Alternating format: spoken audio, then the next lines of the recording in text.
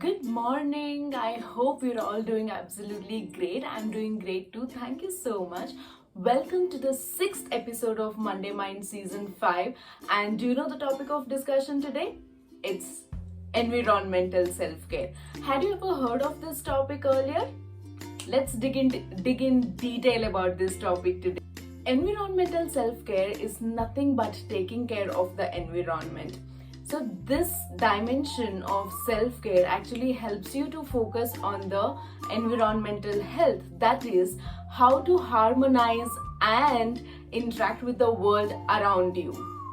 The spaces that we inhabit play a major role in our well-being, and the environment around us actually helps us to shape our identity and helps us to determine our productivity levels.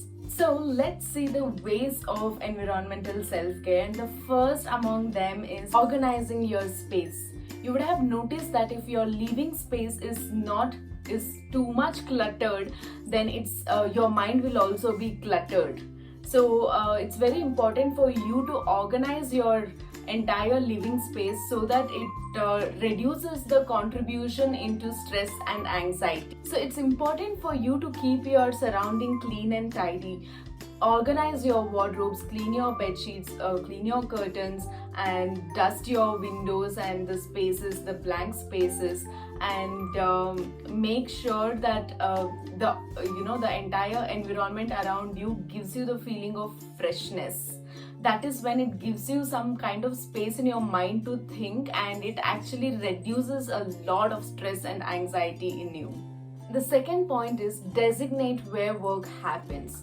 So basically these days you would have noticed that many people are working from home, and if you're working from home sitting in front of TV on your couch, it's so likely to be a couch potato and there won't be any productivity. You would be seeing a slaughter in your growth for sure.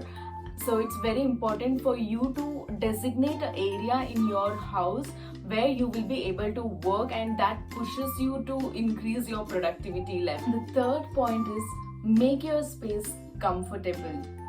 Make sure that your living space makes you feel calm and peaceful, because that actually relaxes your mind a lot, and that helps you to increase your productivity, and that basically gives you a lot of blissfulness.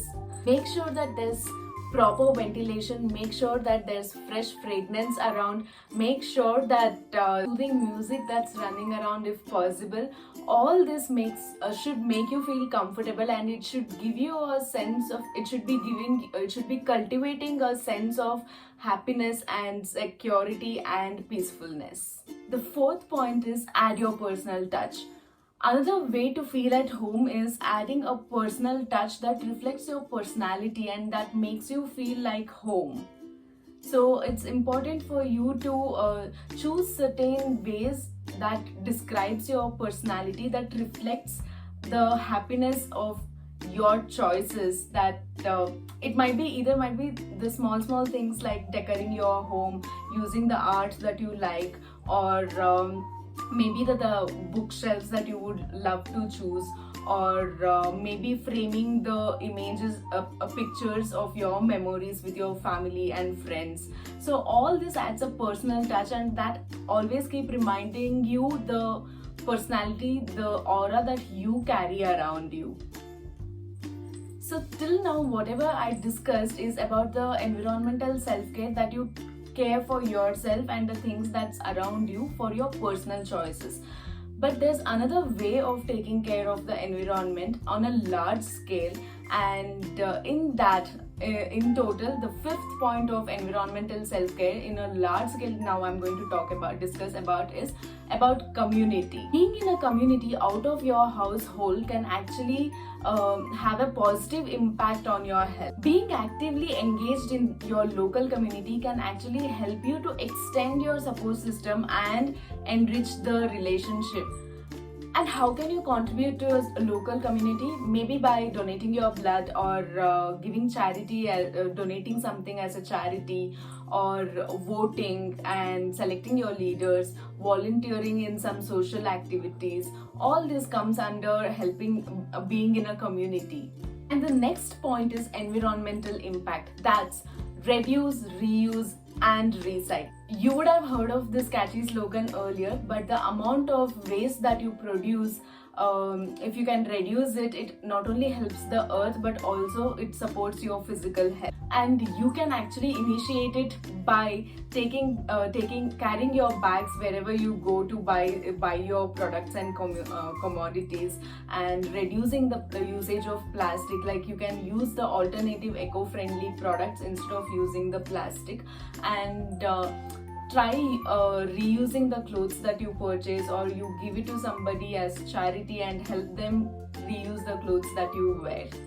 And the last point in my list of environmental self-care is natural therapy. Spending time in nature is a simple act, but that gives you a lot of benefits on your health.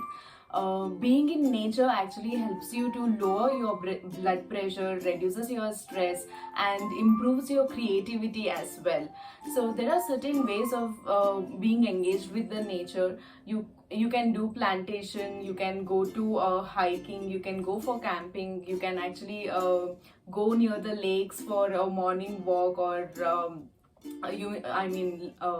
bank of the river or the lake, and just watching the birds, or petting some animals and watching it throughout the day. All this helps you to reduce the stress and increase your creativity.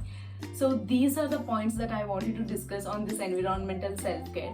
So this plays a major role. It actually impacts your health a lot. It improves your health. So please do take care of the environment around you, as a small and in the large space as well. So I hope this was helpful for you, and thank you so much for showering so much love towards me. Please do not forget to like, share, and subscribe the channel, and take care of yourself. Have a great week.